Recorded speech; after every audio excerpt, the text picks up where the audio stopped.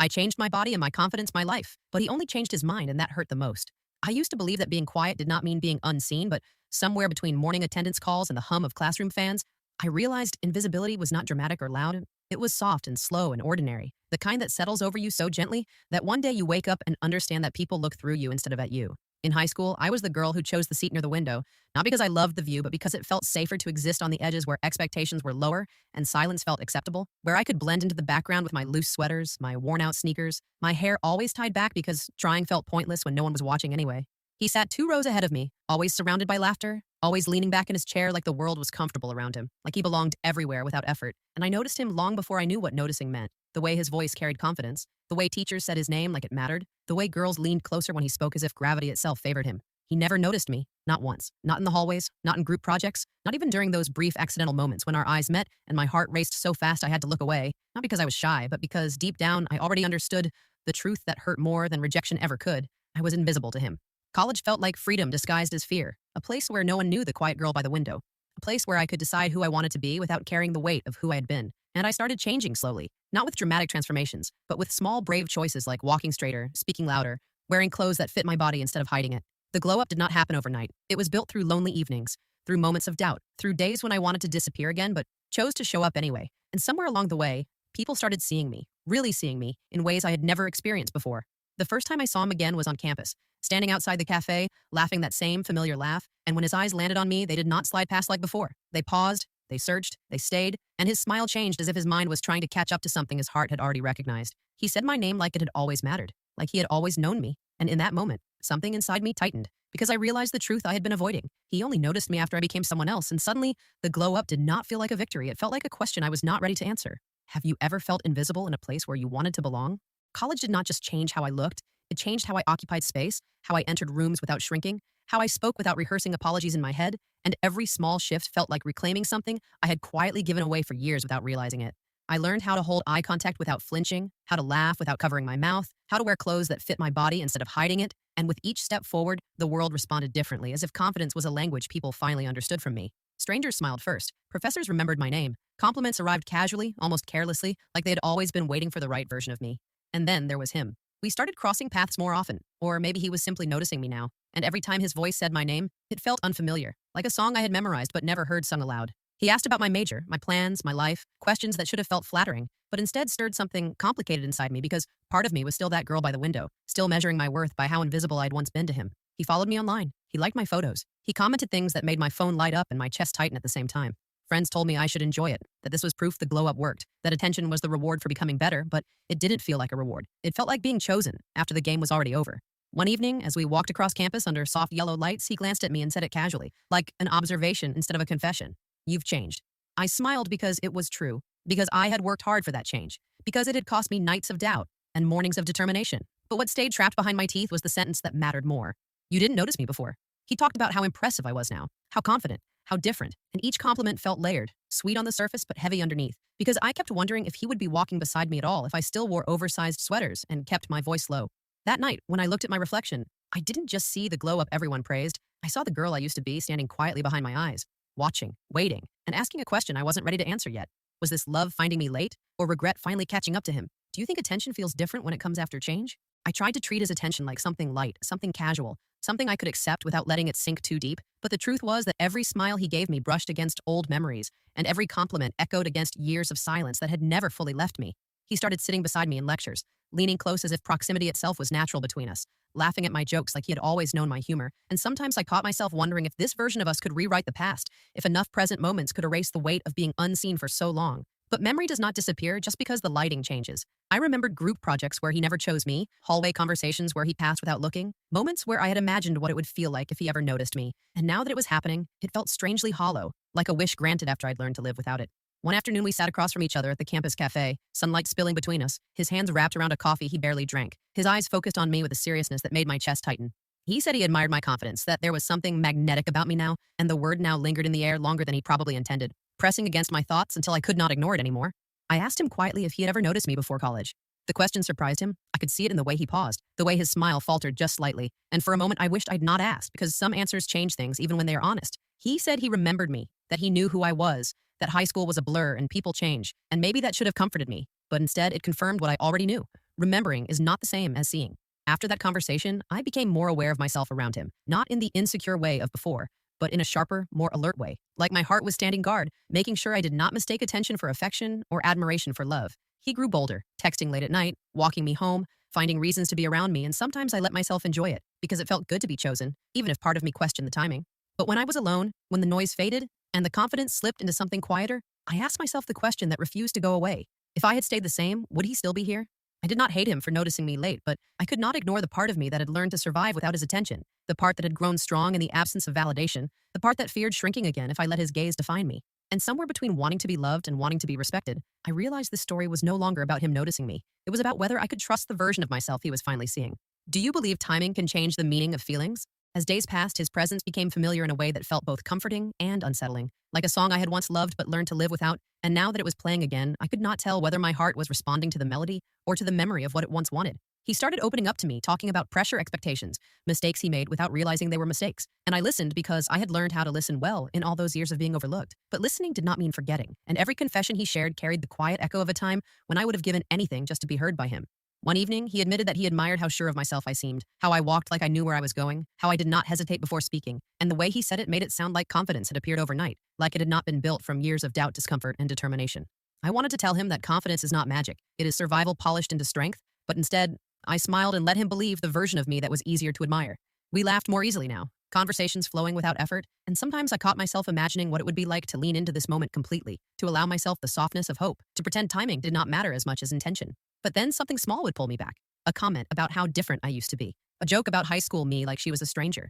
A casual reminder that he fell for the woman I became, not the girl I was. It made me protective of my past self in a way I had never been before, because she had endured quietly, she had grown without applause, she had loved without being chosen, and I refused to let her be erased just because the present looked prettier.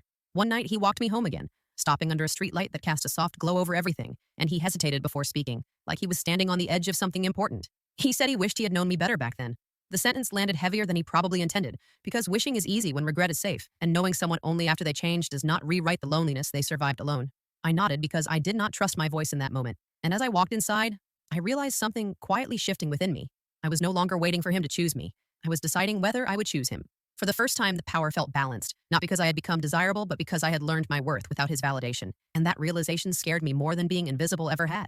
Because choosing someone when you know you do not need them requires honesty, courage, and the willingness to walk away if love feels like it came at the cost of your past. Do you think regret is the same as love? The shift between us became impossible to ignore, not because he changed his behavior, but because I changed the way I received it. And suddenly every text, every compliment, every lingering look passed through a new filter, one that asked not how it made me feel, but what it asked me to give in return. He grew more intentional, planning coffee dates instead of casual run-ins, remembering details about my life, showing up when he said he would, and part of me softened at the consistency because effort has a way of feeling like care when you have waited a long time to be chosen. Yet even in those moments, a quiet voice stayed with me, reminding me that effort given late still arrives late, and that timing can change how gestures are interpreted.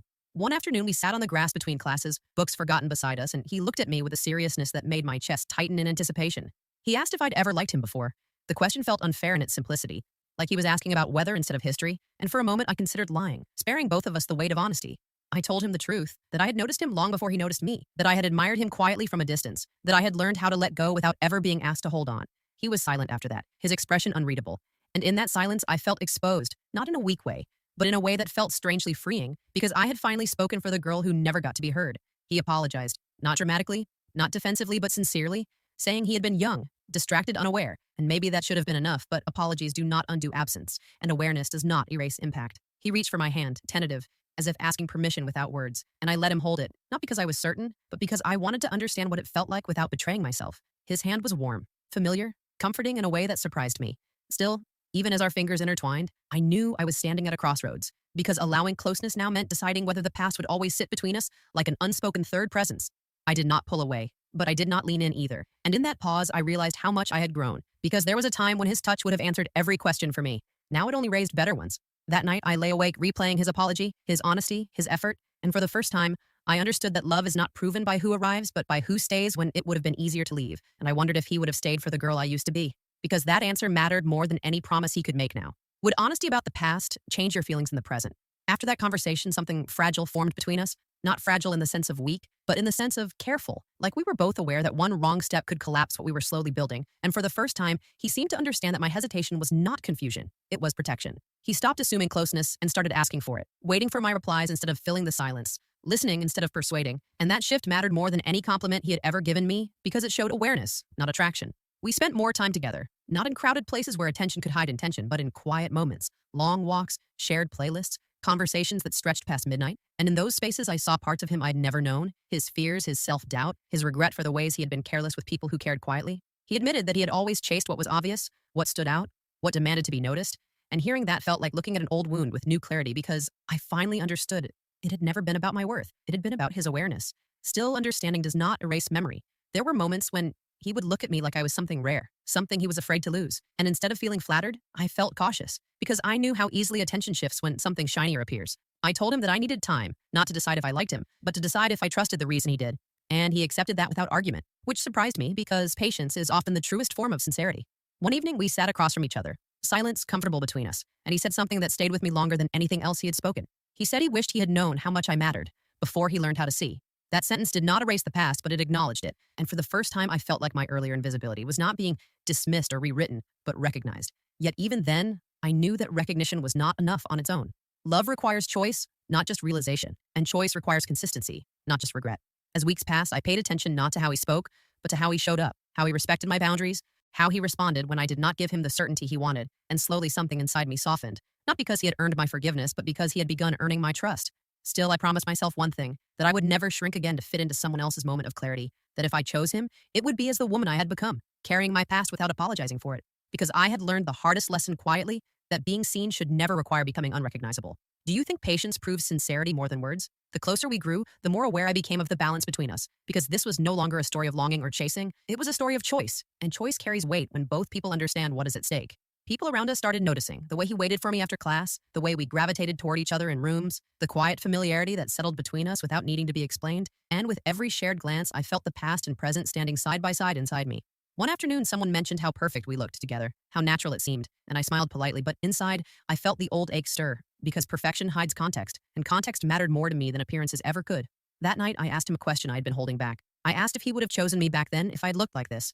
The question hung between us, heavy and unfair and necessary, and for a moment he struggled, not because he wanted to lie, but because he knew the truth would shape everything. He said he did not know, and strangely, that honesty hurt less than a false certainty would have because it confirmed what I had already learned, that love built on who someone becomes can still be real, but it cannot pretend timing is irrelevant.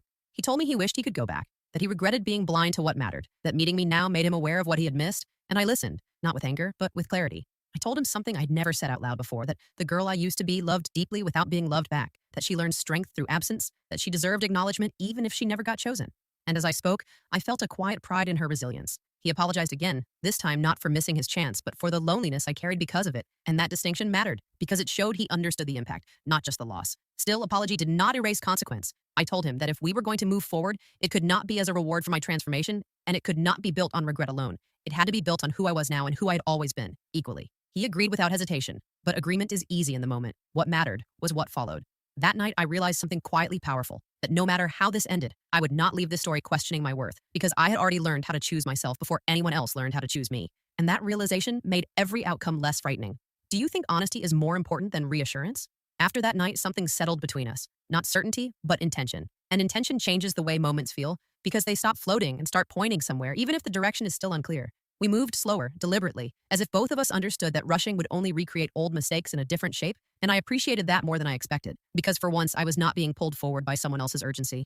He introduced me to his world gently, friends who knew his past, places that held memories I'd never been part of, and I watched how he spoke about me when he thought I was not listening, noticing the respect in his tone, the absence of comparison, the way he did not frame me as a surprise or a trophy. Still, there were moments when fear crept in quietly, a girl from his past appearing suddenly, a story about high school told with laughter instead of reflection, a reminder that people grow but patterns do not disappear overnight. Instead of swallowing that fear, I spoke about it, something I had never been brave enough to do before, and he listened without minimizing it, without telling me I was overthinking, without asking me to be smaller so his intentions could feel bigger. One evening, we sat on opposite ends of a couch, legs touching lightly, silence stretching between us in a way that felt intimate instead of awkward, and he asked me what scared me most about us. I told him the truth, That I was afraid of being loved for the shine and forgotten for the substance. That I was afraid of becoming a chapter in his growth story instead of a person with my own. That I was afraid of waking up one day and realizing I had ignored my instincts just to prove something to myself. He did not interrupt. When I finished, he said something simple. He said he did not want to love me loudly and temporarily. He wanted to love me quietly and consistently, even if that meant earning his place slowly. That sentence stayed with me, not because it was poetic, but because it was grounded, because it asked for time instead of promises, because it did not rush me toward an answer.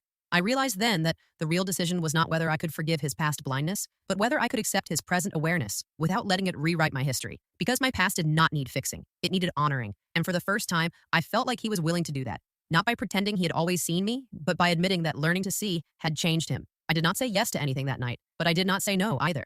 I went home feeling steady instead of torn, grounded instead of restless, and that told me more than certainty ever could. Because love that grows from clarity feels different from love that grows from longing. And for the first time, I trusted myself enough to let the story keep unfolding. Would you move forward without certainty if the intention felt honest? The realization came quietly, not in a dramatic moment or a perfectly timed confession, but in the middle of an ordinary day when I caught myself laughing without hesitation. When I noticed that being around him no longer pulled me backward into old insecurities, but allowed me to remain exactly where I was.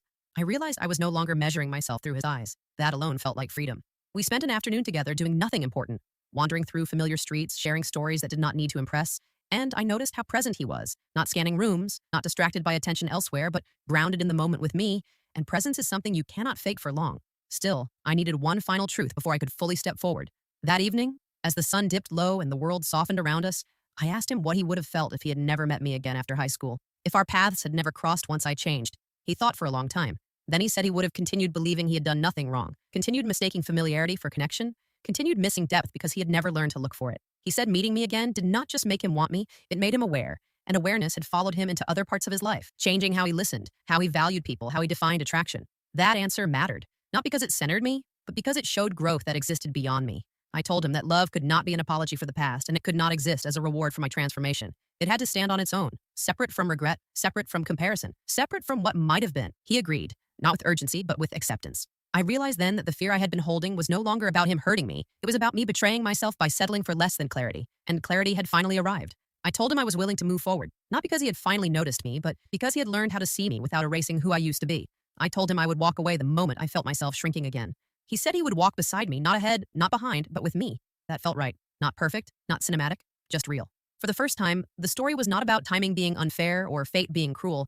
It was about two people meeting again as more honest versions of themselves, aware of the cost of growth and willing to respect it. I did not feel like I was choosing him to heal an old wound. I felt like I was choosing him from a place that was already whole, and that difference changed everything. Do you think growth outside a relationship makes love healthier? Loving him did not feel like a reward for surviving the past, and it did not feel like a correction to something that went wrong before. It felt like a conscious step forward, taken by two people who finally understood themselves well enough to stand beside someone else without losing shape. There were moments when the past still whispered, when memories of being overlooked resurfaced unexpectedly, but they no longer had the power to define me because I had learned that being unseen once did not mean I was unworthy of being seen now. He never pretended he had always known my value. Instead, he respected the woman I became and the girl I used to be, asking about her, listening when I spoke about how lonely it felt to grow quietly. And in that listening, something healed without needing to be fixed. I realized then that love does not require perfect timing, but it does require accountability. And the difference between regret and love is what someone does after they realize what they missed. He chose presence, he chose patience, he chose consistency. And I chose myself alongside him. The glow up that everyone noticed was never really about appearance. It was about learning how to stand in my own worth without waiting for permission. And when he finally loved me, it was not the proof of that growth. It was simply a reflection of it. I no longer wondered if he would have loved me before. That question no longer mattered. Because I loved myself then too, even when no one else did, even when it was quiet and unnoticed and lonely, and that version of me deserved credit for every ounce of strength that made this moment possible. If this story teaches anything, it is that being chosen late does not make you lucky, and being unseen early does not make you weak. Growth happens in silence. Worth exists before recognition, and love that arrives after clarity can still be real if it does not ask you to forget who you were. I did not forgive him to make the story easier. I chose him because he met me where I stood, without asking me to shrink or shine for his comfort. And if one day this love ends, I will not lose myself in it. Because I learned long ago how to exist fully, even when no one was watching. He once loved who I became, but now he loves all of me, and that made all the difference. Would you choose someone who noticed you late but learned to love you fully?